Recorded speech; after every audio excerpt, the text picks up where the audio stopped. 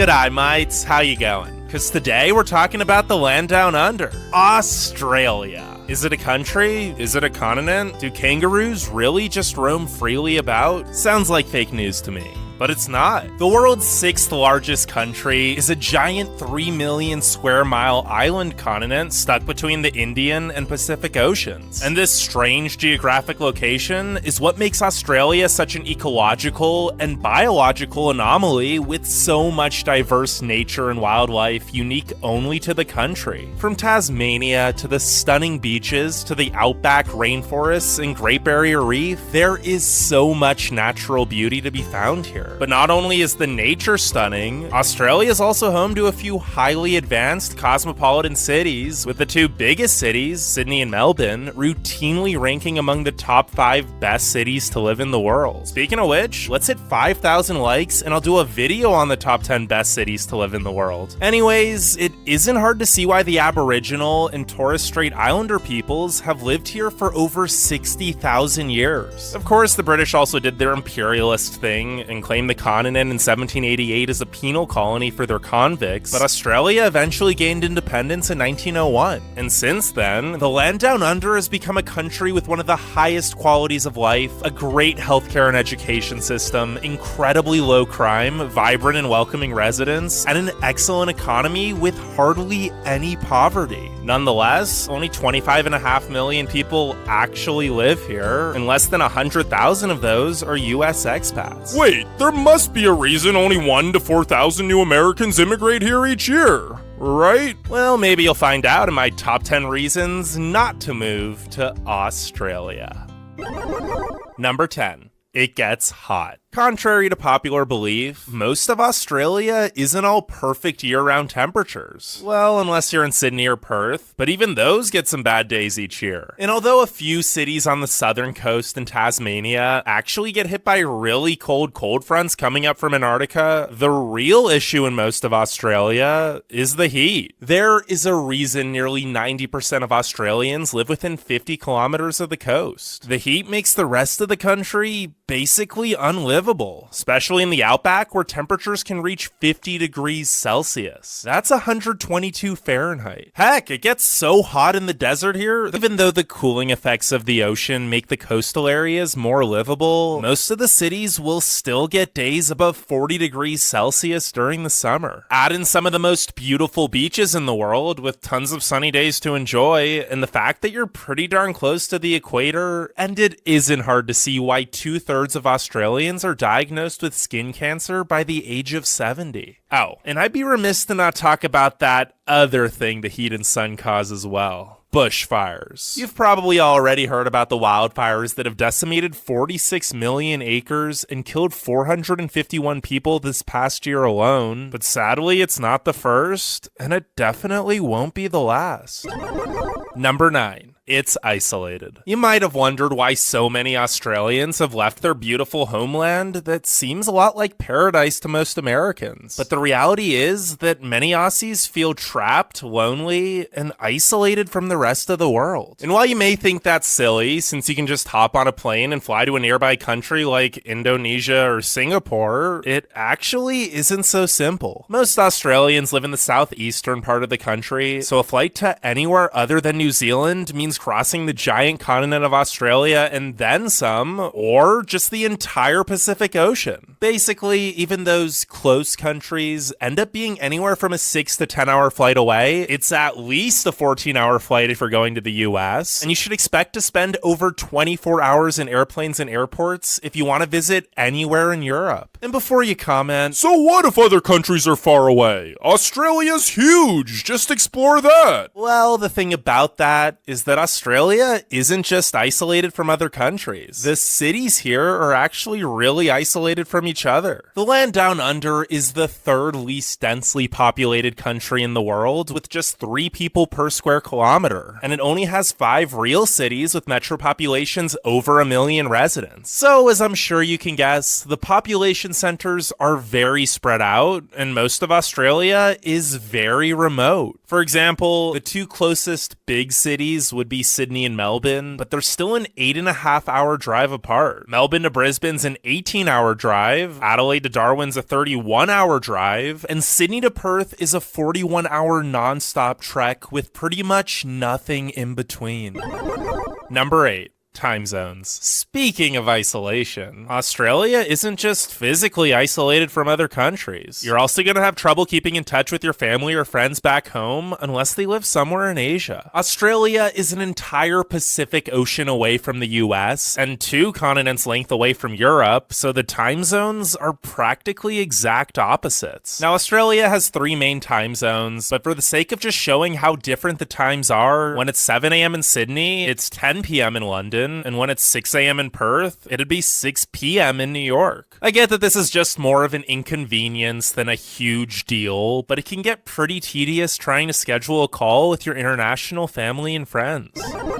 Number 7. The internet sucks. If you finally do manage to get a hold of your family and friends, time zones might not be the only thing that get in the way. Because even if you schedule that Zoom call perfectly, the internet might just randomly cut out or start lagging, and by the time it's fixed, it's probably the other person's bedtime. Sure, the United States isn't anywhere near the best when it comes to internet speeds compared to most developed countries, but it's light speed compared to Australia, which is only ranked as the 43rd best country for internet.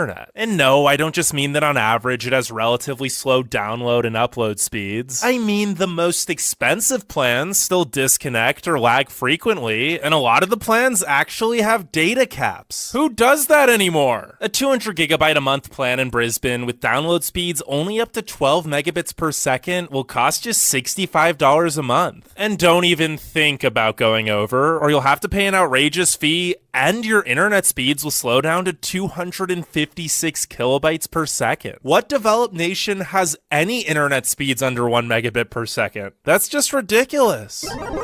Number 6. Everything wants to kill you. If the frustratingly slow internet speeds are enough to make you want to go on a digital cleanse and take a camping trip out in the wilderness, well, don't, because literally everything here is trying to kill you. Yeah, Australia's home to box jellyfish, stonefish, tons of poisonous snakes and spiders, blue-ringed octopuses, stingrays, sharks, and the largest saltwater crocodiles in the world. Wait, did you think I was done? No, I'm just getting started. Because kangaroos, dingoes, cassowaries, emus, cone shells, and drop bears can all pose serious threats. Okay, well, maybe not the drop bears since they don't actually exist, but the rest of those animals have all taken human lives. Australia just isn't a place where you can spontaneously go for a hike or swim without being very cautious of your surroundings at all times. Heck, there's a story of a man being snatched out of his boat in a river by a giant crocodile while he was just going fishing with his family. Although don't get too worried, because you're actually more likely to die by falling off a horse than from one of the deadly critters here. Just be careful and respect the animals whose homes you're visiting. Except for kangaroos. While you might think they're so cute and cuddly, they can be vicious, and many Australians actually see them as pests. The only reason the country hasn't declared war on them yet is because the kangaroos outnumber Australians 2-1, and the Aussies don't want to repeat of what happened in the Great Emu War of 1932. Spoiler alert,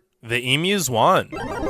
Number 5. Bad drivers. While many Aussies try to blame the kangaroo and their lack of road sense as the reason for so many car accidents, only 7,992 kangaroo collisions actually occurred in 2019, which was less than 5% of the total automobile accidents in Australia. So maybe the drivers should start taking a little more responsibility. Now, of course, every town, city, state, and country is going to have its fair share of bad drivers, but the drivers in Australia are really some of the worst in the world, and I'm not just saying this as some American trying to diss Australia, because I love Australia, and even people from Australia will admit that the drivers here are terrible. In fact, Aussies actually upload more videos of illegal and bad road behavior than any other country.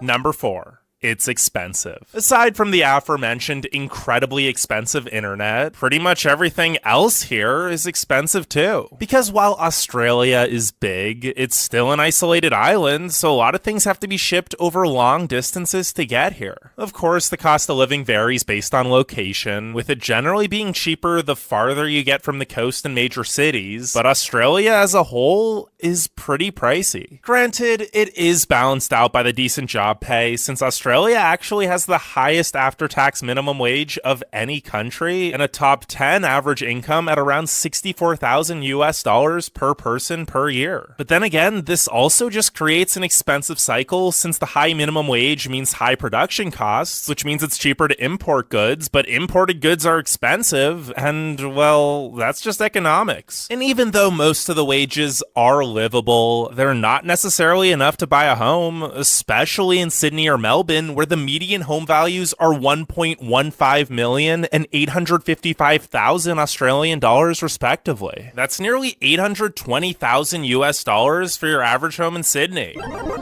Number 3. Places close early. To add on to the fact that things are expensive here, it might be difficult to even buy said things if you're working normal hours, since most shops, stores, and restaurants usually close by the time the sun sets during the week. And if they operate at all on the weekends, they're probably going to have even more limited hours. This one isn't a huge deal once you're used to it and plan accordingly, but it can be a big culture shock if you're coming from the States where there's an abundance of 24-hour businesses. Now, to be fair, a few places do actually stay open later if you're in a big city like Sydney, Brisbane, or Melbourne, but it's hard to buy things past 5 or 6 p.m. pretty much anywhere else.